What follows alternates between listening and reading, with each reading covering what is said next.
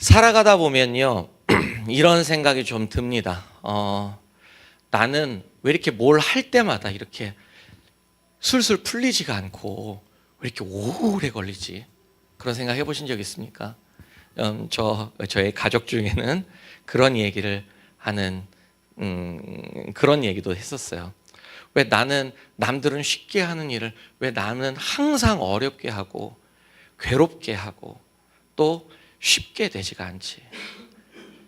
우리가 믿음 생활 안에서도 그래요. 하나님이 약속하신 것 같은데 난 매일 기도하는데 왜 이렇게 하나님은 이루어 주질 않으시고 이렇게 오랜 시간을 기다리게 하시나? 여러분 그런 느낌 받으신 적 있습니까?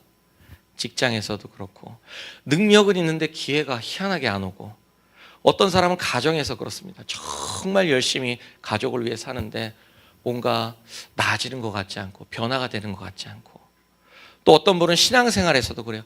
그렇게 수고하고 애쓰는데 그렇게 헌신하고 기도하는데 왜 하나님은 내 기도를 들으지 않으시나?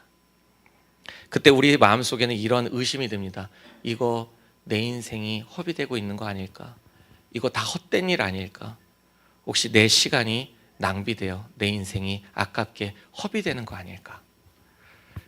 오늘 본문 속에도 다윗은 이 질문 앞에서 정말 오랫동안 살았던 사람입니다. 그렇죠? 하나님은 오늘 그런 다윗의 인생을 통해서 오늘 우리에게도 동일하게 말씀하실 텐데 오늘 무엇을 말씀하시냐? 나는 너의 기다리게 한 시간을 절대 낭비하지 않는다.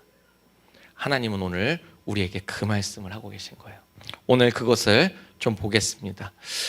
하나님은요, 우리에게 그 허락하신 결과만 허락하시는 분이 아니라 첫 번째로 우리를 먼저 준비하시는 분이세요. 오늘 본문은 다윗이 드디어 이스라엘의 왕이 되는 장면이 나옵니다. 그렇죠? 모든 백성들이 와서 1절, 2절을 보시면요. 한번 눈으로 보세요. 그러면 우리는 당신이 우리의 왕이 됩니다. 우리를 구하고 우리를 먹일 자라고 하신 분, 우리를 구해서 이곳으로 불러온 분은 당신입니다 하면서 온 이스라엘이 드디어 다윗을 왕으로 인정하고요. 다윗은 통일 왕국의 왕이 됩니다. 그런데 여기서 중요한 질문이 있어요. 여러분, 다윗이 언제 진짜 처음 왕으로 임명을 받았을 때, 하나님께 기름 부음을 받았을 때가 언제입니까, 여러분? 오늘은 30살이라고 나왔네요. 여러분, 되게 빨리 왕이 됐다 생각하시면 안 돼요. 이때는 평균 수명이 대단히 짧았어요. 그러니까 지금 제 나이보다 훨씬 더 많은 나이, 그때 당시로는 그때 왕이 된 거예요. 어쨌든 그러면 다윗은 언제 처음 왕으로 임명이 됐죠? 목동 때. 사무엘이 이새에게 찾아가서 아들들 보여주시오 했을 때 그때 다윗한테 처음 기름을 붓고 네가 사울 다음에 왕이다 라고 하나님께서 임명을 하셨습니다. 사무엘 선지자를 통해서. 그런데 왕이 되기까지 다윗은요 너무 오랜 시간이 걸렸어요. 다윗은 이 평생 이 사명을 잊지 않고 살았거든요. 그래서 아무리 곤란한 일이 있어도 백성을 지키는 일, 백성을 위하는 일만 했습니다. 해를 끼치는 일을 하지 않으려고 진짜 노력하며 목숨 걸고 살았거든요. 정말 이 시간 너무나 오랜 시간이었고 그리고 너무나 고되고 괴로운 시간이었어요. 그 시간을 다시 다 보낸 거예요. 다시 처음에 골리앗을 잡고 왕궁에 들어갔을 때 사울의 사위가 되죠. 그리고 왕궁에 들어갑니다. 그때 다윗은 그런 생각을 했을 거예요. 야, 정말 내 인생은 잘 풀리겠구나. 그렇죠? 아마 그때는 그런 생각했을 거예요. 내가 정말 왕이 되려나 보다. 왕의 사위가 됐으니까 내가 왕이 될 상인가? 이런 얘기 했겠죠. 예. 그런데 그때부터 다윗의 인생은 고난의 연속이었어요. 왕인 사울에게 미움받고 그냥 뻑하면 창으로 찔려 죽이려고 왕이 달려들고 그리고 이제는 견딜 수가 없어 도망치니까 군대 3,000명의 군대를 거느리고 미친 듯이 다윗을 잡으려고 쫓아다녔죠. 밤이고 낮이고 다윗은 다리를 뻗고 잘 수가 없었어요. 조금 동료들이 생기자 그들을 조금 의지해 보려고 하니까 배신하고 나를 고발하고 그래서 또 도망다니고 짐승처럼 동굴에 숨어 살고 그 인생을 너무나도 오랫동안 살았습니다. 그러면 우리는 그런 생각을 하죠. 하나님, 도대체 왜 나에게 이런 시련의 시간을 주십니까? 도대체 얼마나 오래 기다려야 하나님이 주신 그 약속, 그 꿈 같은 약속이 이루어지겠습니까? 도대체 왜 나를 이렇게 오랫동안 힘들게 하시죠? 여러분, 하나님은 왜 이렇게 오랜 시간을 기다리게 하실까요? 여러분, 하나님은 왜 이렇게 오랫동안 우리를 괴롭힙니까? 그래서 정말 중요한 말씀 드릴게요. 하나님은요, 왕좌보다 왕을 준비시키시고 싶었기 때문이에요. 우리에게 약속하신 그 결과보다 그 결과를 누리며 살아갈 나를 먼저 준비시키셔야 하기 때문입니다. 아멘. 여러분 생각해 보세요. 만약 다윗이 골리앗을 이기고 사울의 사위가 되었을 때, 그리고 그때 한참 잘 나갔잖아요. 막 사울은 천천히고 다윗은 만만이다 하면서 나가서 싸울 때마다 이기고 온 백성들은 왕보다 다윗을 더 사랑했어요. 그 한참 잘 나가는 그때에 사울이 다윗에게 야, 너 자격이 있다, 너 대단하다 하면서 왕위를 딱 물려줬다면 다윗은 어떻게 됐을까요, 여러분? 어떤 왕이 되었을까요? 생각해 보십시오. 다윗은 그때도 잘했을 겁니다. 나가면 싸우면 이기는 대단한 왕이 됐을 겁니다. 천하의 이름을 호령했을 겁니다. 그러나요, 다윗은 지금처럼 사람을 사랑하고 품는 왕은 되지 못했을 거예요. 얘기했죠? 이스라엘의 왕은 멜레기안입니다. 권세를 누리고 백성을 지배하는 자가 아니죠. 백성을 살도록 도와주는 나귀들하고 했습니다. 영도자가 되지 못했을 거예요. 여러분, 순전히 가장이에요. 그냥 상상해 본 겁니다. 많은 사람들이 그러니까. 만약에 그때 한참 잘 나갈 때 왕이 됐다면 어쩌면 다윗은 사울보다 더 무서운 왕이 됐을 수도 있어요. 사울보다 능력이 훨씬 뛰어났어. 다윗은 진 적이 없어요. 그러니까 세상에 무서운 것도 없어요. 능력은 넘쳐요. 그러면 아무 말도 듣지 않는 정말 위험한 왕이 됐을 수도 있습니다. 여러분, 다윗도 우리와 같은 사람이죠. 얘는 특별합니까? 이 사람은 특별해요? 전혀 그렇지 않죠. 이 사람도 하나님께 붙들리지 않았다면 얼마든지 욕망에 휘둘리고 흔들릴 수 있는 사람이었어요. 그 앞에 무릎 꿇었을 겁니다. 사무엘하 11장 이제 앞으로 곧 묵상할 텐데 거기서 정말 중대한 사건이 한 가지 나옵니다. 뭐죠? 밧세바 사건이죠. 밧세바 사건. 이때 다윗은 지금까지 보여준 모습과는 완전히 다른, 우리가 알던 그 다윗이와는 전혀 다른 다윗으로 완전히 변합니다. 사무엘하 11장에 욕망에 눈이 돌아간 다윗은 정말 너무나도 악한 사람의 모습, 그리고 너무나도 흉악하고 무서운 왕의 모습을 보입니다. 부하의 아내를 빼앗고, 그리고 자기의 죄를 감추기 위해서, 아니요, 감추지도 않아요.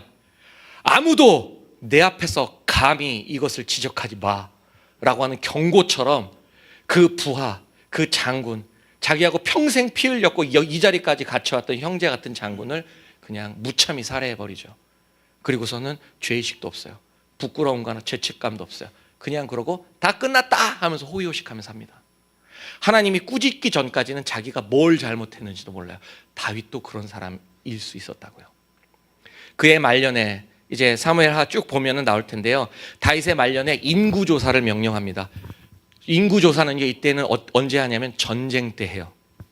전쟁 나가는데 군사가 몇 명인지 알아보려고. 전쟁도 아니었어요. 그래서 요압도 말립니다. 왕이시여, 이거 하지 마세요. 하나님 앞에 죄 짓는 겁니다. 요압이 알았거든요, 다윗의 마음을. 어떤 마음으로 그랬냐면 말년에 다윗도 또 정신을 잃어요. 내가 누군지 알아? 내가 평생 뭘 이루었는지 알아? 이거 한번 온 세상에 보여주고 싶다. 그 마음으로 인구조사한 거예요. 뭘 하냐면 군대를 조사해요. 130만 명이었어요. 군대가 130만 명이었다고요. 그러고 나서 회개를 하죠. 내가 내 야망, 내가 이뤄놓은 이 공로를 한번 자랑하고 싶었구나. 하나님 앞에 교만했구나. 그러면서 회개를 합니다. 여러분, 만약에 다윗도 하나님이 그를 고통 속에서, 광야라고 하는 밑바닥에서 다루지 않으셨으면요, 정말 무서운 사람이 되었을 거예요. 다윗은 방금 전에 말씀드렸듯이 사울보다 더 뛰어난 사람이었어요. 하나님의 손에 연단되지 않았으면 그는 겸손하지 않았을 겁니다. 세상 끝 뭣도 모르고 높아지는 사람이 됐을 거예요. 세상에 이곳에서 다윗을 막을 수 있는 사람이 누가 있어요? 다윗은 거의 천하무적이었어요. 아무도 그를 못 막아요. 그래서 여러분, 광야에서 보낸 그 고통스럽고 끝날 줄 모르는 긴 고통의 시간은요, 다윗에게는 정말 고통이었고 저주였지만 또 다른 모습으로는 하나님이 그를 가르치신 학교였다는 거예요. 거기서 다윗은 배웠어요. 뭘 배웠을까요? 힘으로 얻은 왕권 오래가지 않는다는 거 배웠습니다. 잠잠히 하나님의 때를 기다리는 그 믿음의 그 중요함을 다윗은 배웠어요. 그리고 짓밟힌 사람의 아픔과 서름을 거기서 처절하게 겪습니다. 그래서 작고 약한 사람을 왜 품어야 하는지 그 이유를 배우게 돼요. 자기가 겪었으니까. 무엇보다 하나님을 의지하는 법을 배웁니다. 여러분, 하나님은 목표보다 결과보다 그 사람의 어떠함을 더 중요하게 여기세요. 다윗은 이것을 온몸으로 경험하고 배운 겁니다. 여러분, 우리도 그렇습니다. 우리는 결과만 달라고 합니다. 하나님 기도했잖아요. 하나님 잘 믿었잖아요. 하나님 약속하셨잖아요. 그럼 당장 이루어 주세요. 하나님 그거 안 하세요. 그 전에 그것을 받을 수 있는 사람으로 우리를 먼저 빚어가시는 거예요. 아멘. 중국에는요, 모소대나무라는 대나무가 있답니다. 이 대나무가 다른 일반 대나무랑 틀려요. 되게 특이한 대나무인데 5년 동안 안 자라요. 그래서 최대 5년 동안 몇 센치 자라면 3cm에서 4cm 요만큼 자란답니다. 그래서 모르는 사람이 보면은 얘는 성장을 안 하는구나 생각한대요. 그런데 5년이 딱 지나면 그때부터 폭발적으로 성장하는데 하루에 90cm에서 1m씩 자라요. 하루에 1m씩 자란대요. 하루에 5년 딱 지나면. 그리고 최대 20m짜리까지 있대요. 그럼 20m면 대나무 하나가 지금 여기보다 더 높은 거예요. 그렇게 자란답니다. 이렇게 무섭게 자랄 수 있는 이유는 뭐냐면 5년 동안 가만히 있는 게 아니라 뿌리가 자란대요. 뿌리가 되게 특이한 구조라서 뿌리가 쫙 자라면서 그 튼튼한 기반을 다지고 그래서 하루에 1m씩 자랄 수 있는 그 기반을 뿌리가 마련해 놓는답니다. 그러니까 안 자라는 것 같지만 실상 준비가 되는 거죠. 우리도 마찬가지예요. 여러분, 사람은 그냥 우리가 그냥 겉으로 볼 때는 어떤 사람은 갑자기 잘하는 것 같은 사람들이 있어요. 그러나 그런 사람은 세상에 존재하지 않는다고요. 믿음도 세상도 마찬가지입니다. 사실은 보이지 않는 시간 동안 계속 준비되고 연단되는 과정이 있었기 때문에 그렇게 되는 거예요. 믿음도 똑같습니다. 여러분, 우리 이거 생각해야 돼요. 믿음에는요, 시간이 필요합니다. 어떤 시간이요? 하나님이 나를 속부터 다시 만들어가는 시간. 그래야 하나님이 그렇게 하나님께 뿌리를 내리고 그 다음에 우리를 성장하게 하시는 겁니다. 우리 그런 생각할 수 있어요. 나는 싫어. 나는 아니야. 나는 그렇게 오래 걸릴 필요 없어요. 주님, 저의 마음은 순수하고 깨끗하니 오래 걸리지 않게 하여 주시옵소서. 생각할 수 있지요. 그러나 이러한 연단의 시간, 이 기다림의 시간, 준비의 시간이 없는 사람은요, 잠깐 잘 되는 것 같아 보여요. 재능이 있으니까. 그러나 금방 허물어집니다. 그건 우리가 모두 아는 바입니다. 사랑하는 성도 여러분, 하나님은요, 우리를 그렇게 준비하고 계세요. 기독교 신앙, 예수님을 믿으면 우리 금방 좋아질 줄 알죠. 천만의 말씀. 하나님이 사랑하시는 사람은 오히려 이 길고 긴 준비의 시간을 겪게 하세요. 왜냐하면 하나님이 그를 진짜로 사랑하시고 그에게 복을 주셨을 때 그가 쓰러지지 않기를 누구보다 바라시기 때문입니다. 오늘 우리가 그러한 마음으로 우리 주님을 바라보기를 소망합니다. 또 우리 말씀을 보면 다윗이 겪은 시련과 상처는 하나님의 손에서 그를 만들어갈 재료가 되는 걸 볼 수 있어요. 다윗이 왕이 된 후에 예루살렘으로 갑니다. 근데 6절입니다. 6절 우리 앞에 있나요? 함께 읽어볼까요? 시작. 시작. 다윗 왕이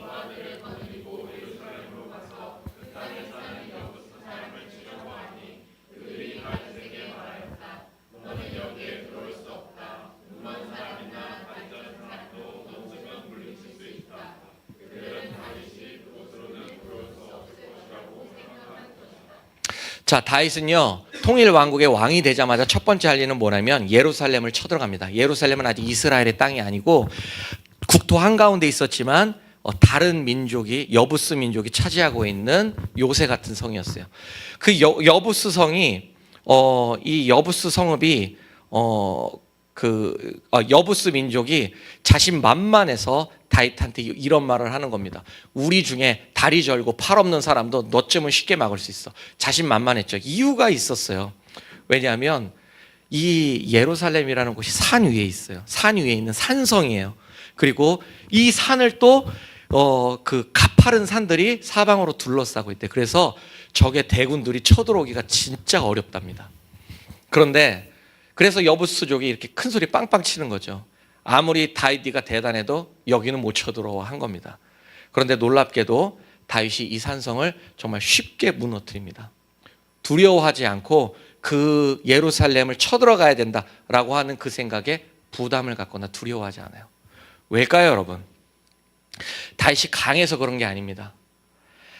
다윗은요, 이미 광야에서 하나님이 함께하는 인생이 어떤 인생인지를 경험했어요. 배웠어요. 하나님이 함께 하시니까 온 나라가 나를 미워하고 나를 해치려고 쫓아다녀도 하나님이 함께 하시니 이길 수 있구나, 견딜 수 있구나, 승리할 수 있구나를 배웠습니다. 하나님과 함께하는 인생은 그 시련도 넉넉히 이겨갈 수 있다는 것을 다윗은 배운 거예요. 그래서 다윗은 두려워하지 않아요. 산성, 너무나 힘든 장벽이었지만 그보다 더 강한 것이 있어요. 다윗은 경험했거든요. 그게 바로 하나님이 나와 함께 하신다는 사실이었습니다. 그래서 이 험한 산성이 두렵게 보이지 않았고 이 많은 도전과 시련을 믿음으로 뚫고 온 사람이었기 때문에 하나님이 그를 그렇게 연단했기 때문에 이 벽을 넘은 겁니다. 여러분, 다윗은요, 사울이라는 벽을 넘어왔습니다. 하나님의 은혜로, 보호하심으로. 블레셋의 위협도 견뎠습니다. 백성들의, 사람들의 그 대적자들의 배신과 모함과 고발도 견뎠어요. 죽을 고비를 숱하게 넘겨왔습니다. 모든 신간을 지켜주신 하나님을 누구보다 많이 경험했어요. 그러니까 또 눈앞에 있는 저 넘어갈 수 없는 산성이 다윗을 막을 수가 없었던 겁니다. 성경은 이야기하죠. 10절 한번 봅시다. 10절 읽어볼게요. 시작. 만군의 주 하나님이 다윗과 함께 계심으로 다윗이 점점 강대해졌다. 강대해졌다. 왕관 얻었고 왕되었으니까 강대해진 게 아닙니다. 하나님과 함께 지내온 시간이 만든 힘을 성경은 뭐라고 표현하냐면 강대해졌다라고 표현한 거예요. 하나님과 함께 시련을 돌파했던 경험이 만든 힘이 강대함입니다. 여러분, 오늘 믿음의 사람들, 성도들도 그런 거예요. 지금 우리의 아픔은 아무 의미 없는 것처럼 보여도 하나님의 손에 딱 붙들리면 강대해져가는 과정일 수 있는 겁니다. 아멘. 여러분, 꼭 기억하세요. 회복을 교회에서 참 많이 얘기합니다. 회복이 뭡니까? 상처와 시련이 사라지는 게 회복이 아니에요. 하나님이 그것조차 사용하신다라고 하는 사실을 깨닫는 게 회복입니다. 아멘. 요셉이라는 사람이 있었습니다. 야곱의 마지막 11번째 아들이었죠. 이 요셉이 형들에게 버림을 받아요. 너무 미움을 받아요. 버림을 받고 노예로 팔려갑니다. 그리고 거기서도 억울한 누명을 받고 감옥에 갇히게 되죠. 그런데 나중에 그 사람이 이런 고백을 합니다. 창세기 50장 20절 시작.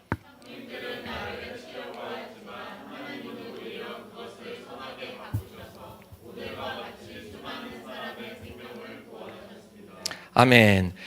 자, 요셉은요, 형님들, 이제 나 총리 됐으니까 다 잊어버렸습니다. 옛날 일입니다. 괜찮아요. 아무렇지도 않아요. 잊어버리세요. 라고 하지 않았어요. 잊어버리지 않았어요. 그런데 뭐라고 얘기하냐면 이렇게 얘기합니다. 하나님이 우리를 구하시려고 사용하신 겁니다. 라고 얘기해요. 여러분, 신앙은 상처가 없다는 믿음이 아니라는 거예요. 신앙은 시련이 없다는 믿음이 아닙니다. 그 시련보다 상처보다 더 크신 하나님이 오늘 나랑 같이 계시다는 믿음이 신앙이에요. 여러분, 시련이 있어요. 하나님의 자녀, 이 믿음이 있는 사람들에게 시련이 닥쳐요. 그러면 보통 하나님이 없으면 낙심해야 됩니다. 근데 낙심하지 않아요. 어떻게 해요? 하나님을 봐요. 그러면 또 이겨요. 어떻게든 넘어가요. 그러면 성장해요. 믿음이 자라납니다. 나는 원래 겨자씨 같은 인간이에요. 훅 불면 날아가고 밟으면 막 짓밟히고 흙인지 돌멩이인지 쓰레기인지 씨앗인지 아무도 구별 못하는 그런 인간인데 하나님이 나를 딱 붙드시잖아요. 그러면 어느 날 자라서 새가 깃들고 짐승이 그 밑에서 쉴 수 있는 그늘을 만들어주는 큰 나무가 되더랍니다. 다윗은 이것을 평생에 겪은 거예요. 여러분, 우리도 그래요. 우리 하찮 습니까? 오늘 내 인생 막 실패하는 것 같고 의미 없이 지나가는 것 같고 사회에서 뒤처지는 것 같고 아무리 기도해도 아무것도 안 되는 것 같고 사람들이 나를 아무도 안 알아주는 것 같고 상관없어요. 그 시련 속에서 우리는 주님을 바라보는 훈련합니다. 그 시련을 주님께로 나아가는 재료로 쓰는 거예요. 우리 주님은 우리를 그렇게 쓰세요. 어느 순간 우리는 깨닫게 될 겁니다. 하나님이 나를 이렇게 세우셨구나. 아멘. 이것이 우리에게 주신 복입니다.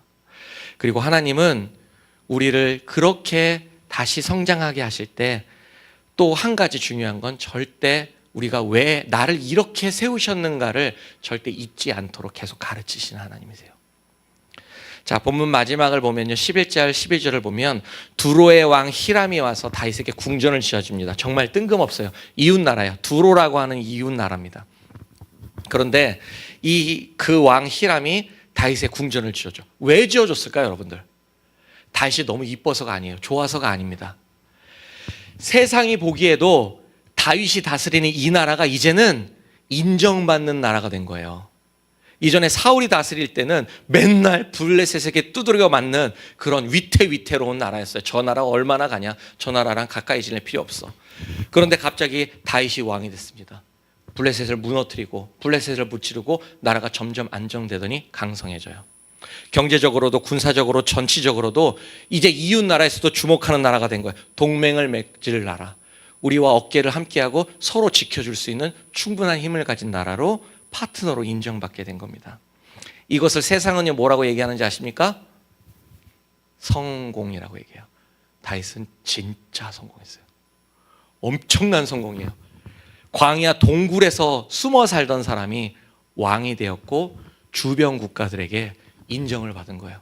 야, 이 나라 대단한 나라야. 이 나라는 진짜 대단한 나라야. 이 나라랑 친구 돼야 돼. 엄청난 성공이죠. 그런데 이 성공을 다윗은 이렇게 해석합니다. 진짜 놀라워요. 12절 읽어보겠습니다. 아이고, 죄송해요. 자, 우리 12절 성경 있으신 분들 함께 읽겠습니다. 시작. 다윗은 주님께서 자기를 이스라엘의 왕으로 굳건히 세워주신 것과 그의 백성 이스라엘을 번영하게 하시려고 자기의 나라를 높여주신 것을 깨달아 알았다. 너무 놀라운 믿음의 고백이에요. 여러분, 사람이 보통 성공을 하면 어떻게 되는지 아십니까? 하나님 없는 사람들, 자기 확신이 생긴대요. 자기의 공로를 칭찬받고 싶고 모든 사람들한테 인정받고 싶어 안달이 납니다. 자랑하고 싶어서. 상담을 하는 굉장히 유명한 선생님이 하시는 어떤 말씀을 들었는데 그분이 그러시더라고요. 자수성가를 하신 분들이 계시잖아요. 그러면 다 그런 건 아니지만 그중에 많은 분들은 그런 특징이 있대요. 자기 고집이 생긴대요. 내가 했더니 성공했잖아. 거봐, 내 말 들으니 성공했잖아. 내 방법이 맞잖아. 그러니까 너도 내 방법대로, 내가 시키고 내가 알려주는 대로, 딴소리 하지 말고 내가 시키는 대로 해 라고 하면서 자기의 성공의 그 경험 때문에 그 고집이 생긴대요. 내가 맞다라고 하는. 예. 다윗도 얼마든지 그럴 수 있었죠. 와, 다윗은 진짜 도와주는 사람 하나도 없었어요. 밑바닥에서부터 여기까지 올라왔습니다. 그럼 다윗이 얼마나 잘난 척을 했겠습니까? 나 같은 왕 봤어? 나 같은 성공 봤어? 아마 온갖 자랑을 다 할 겁니다. 그런데 오늘 전혀 다른 말을 하고 있어요. 주님이 나를 세워주셨다. 주님이 이스라엘을 높여주셨다. 자기의 공로를 말하지 않아요. 그리고 그 이유도 얘기합니다. 내가 잘나서, 내가 하나님 앞에 잘 보여서 아니에요. 하나님의 백성을 번영하게 하시려고 나를 사용해 주신 것이다. 너무나 이것이 여러분 겸손입니다. 예, 이것이 겸손이에요. 다윗한테 어떻게 이런 마음이 있었습니까? 광야가 없었다면 이 고백 절대 없었을 거예요. 고난을 지나온 사람은요, 자기의 성공을 자기의 공로로 착각하지 않습니다. 절대로.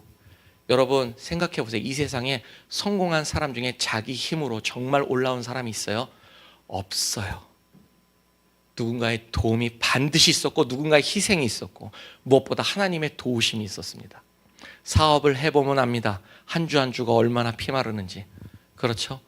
하나님의 도움 없이는 정말 오늘, 내일 모레, 다음 달 어떻게 될지 알 수가 없어요. 그래서 자영업을 하면 겸손해져요. 예, 자신을 알기 때문이에요. 자기의 한계를 알고 있기 때문입니다. 그러니 내 성공을 내 능력이라고 감히 말할 수가 없는 겁니다. 하나님이 하셨습니다. 하나님의 은혜입니다. 모든 것이 정말 하나님의 은혜였습니다. 여러분 기억하세요. 이런 사람들의 인생은 안전합니다. 이런 사람들은 성공에 취해서 교만이나 죄로 빠지는, 함부로 행동하는 행동을 하지 않을 수 있게 돼요. 우리 자녀들 요즘 조금 마음에 안 드는 부분이 있어요. 이 녀석들이 요즘에 공부를 좀 열심히 한다고 하니, 공부를 좀 한다고 하면서 온갖 그냥 유세를 떨어요. 그냥 공부한다고 그냥 안 입고 와 죽겠지만 하나님이 연단하실 거예요. 지혜를 알게 하실 거예요. 그리고 더 겸손하고 여러분 더 훌륭하게 될 거예요.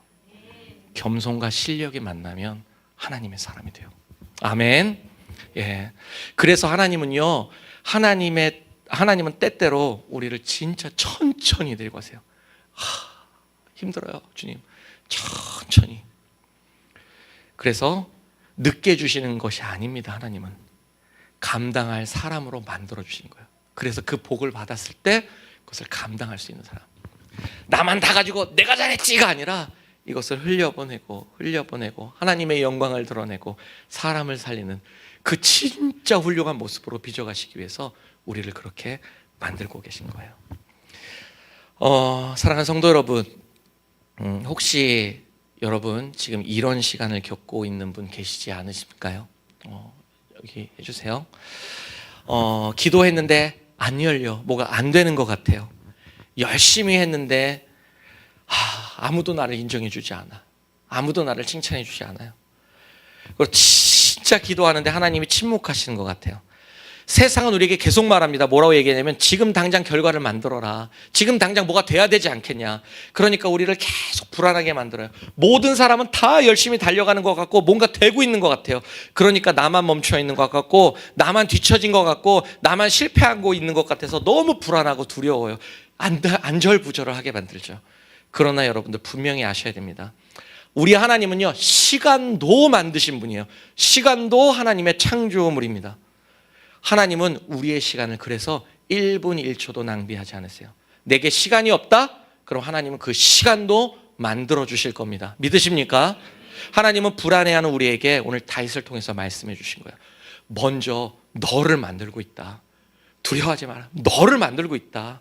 세상은 속도를 보지만 하나님은 방향을 보시지 않습니까? 그래서 나는 절대 너를 허비하거나 잊지 않았다.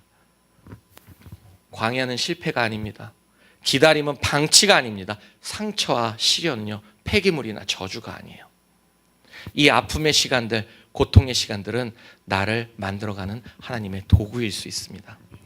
하나님은 우리가 지나온 이 시간, 아픔과 실패의 시간도 하나도 버리지 않으시고 다 사용하세요. 그래서 하나님은 나를 하나님을 아는 사람으로 만드십니다. 하나님을 경험하고 믿고 의지하는 사람으로 오늘 만드시는 거예요. 그래서 우리가 교회에서 흔히 이런 얘기하죠. 고통도 은혜다. 하나님과 함께 있었던 이 기다림, 이 긴 고통의 시간은 잘 들으십시오. 복 받을라. 복을 받아도 되는 나를 만들어가고 있는 하나님의 은혜인 거예요. 그래도 안전한 나. 하나님의 자녀로서 온갖 하늘의 신령한 복을 누리는 하나님의 자녀. 아무나 줄 수 없잖아요. 교만하고 어리석고 미숙한데 아무에게나 복을 줄 수 없습니다. 그거는 독이에요. 그러니 그 복을 주시려 하나님은 오늘 우리를 그렇게 만들고 계시는 거예요. 사실 하나님은 우리를 위해서 하나님도 기다리셨어요.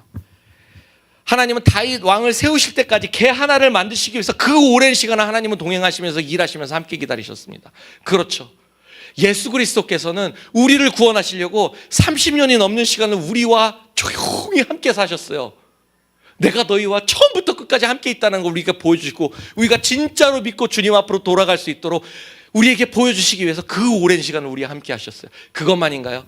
지금 기독교 역사, 구약 성경 저 끝까지 하면 6,000년이라고 하는 역사가 있습니다. 그 역사 속에서 하나님은 말씀하시고 기다리시고 또 말씀하시고 기다리시고 말씀하시고 기다리시면서 오늘까지 우리를 만들어가고 계시잖아요. 얼마나 오래 기다리셨어요. 하나님도 그러셨다면 우리도 오늘 기다리는 게 맞아요.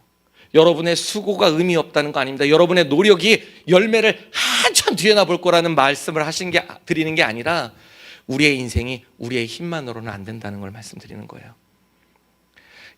오늘 어떤 기다림은요, 진짜 길고 어떤 상처는 정말 아픈 분이 계실 겁니다. 근데 오늘도 우리는 여전히 왜 우리가 거기서 계속 머물러야 되는지 답이 없어요. 우리는 몰라요.